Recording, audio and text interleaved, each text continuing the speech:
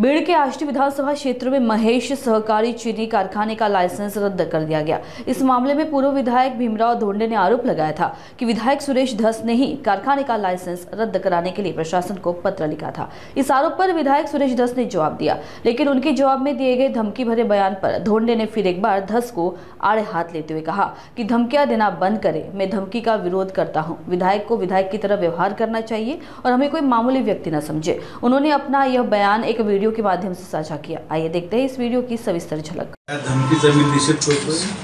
अशा धमकीला आम्ही घेत नाही। आम्ही बी या तालुक्यातले आणि कृपया आमदारासारखं त्यांनी वागावं, धमक्या देऊ नये आणि आम्ही कुठे जाणार, आम्ही तिथे राहणार आहेत ना। त्यामुळं त्यांचा जर काही गैरसमज असेल त्याने दूर करावा। आम्ही एकही शब्द त्यांच्याबद्दल वाईट बोललेलो नाही, बोलणार बी नाहीत, परंतु आम्हाला सुद्धा त्यांनी फुग्यावले समजू नये।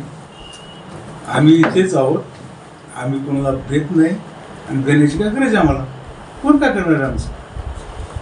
ते धमकी जे इकडे तिकडे जे सर्वत्र धमकी देत फिरतात ना, त्यांनी त्यांच्या वागणुकीमध्ये सुधारणा करावी। आमचे त्यांच्यावर भरपूर उपकार आहेत। जिल्हा परिषद उपाध्यक्ष कोणी केलं, विधानसभेमध्ये घोषणा देऊन त्यांना निवडून आल्यानंतर ते मंत्री झाले, ते हे सगळे विसरले, आम्ही विसरलो नाही। आमच्या वेळेस त्यांनी रोज माणसाचा प्रचार केला, आमचं केला का? उपकाराची भेट अपकारांनी करायची त्यांना सवय आहे। त्यामुळे त्यांनी त्यांच्या वागण्यात सुधारणा करावी आणि धमक्या देणं बंद करावं।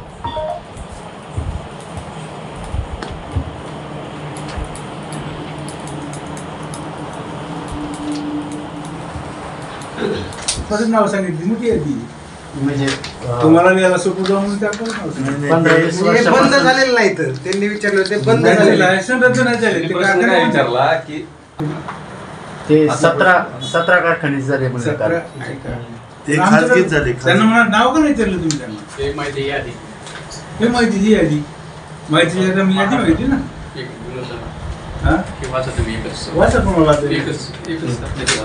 आपणास कळवण्यात येते की अमरावती विभागातील सर्व 11 सहकारी साखर कारखाने अवसायनात आहेत। यांनी डोकळावर म्हणून जात झालं ना, आपापलं झालंच नाही कोणाचं। पण याच्यात आपल्या विभागाचे आम्हाला शिकायची गरज नाही, आम्हाला सगळं माहिती। आम्हाला कोणी काय म्हणलं म्हणजे त्यांचं सांगितलं खरं असतं, पण सांगितलं आमदार काय यांनी काय केलंय, बंद कारखान्यांचे आता ह्याच्यात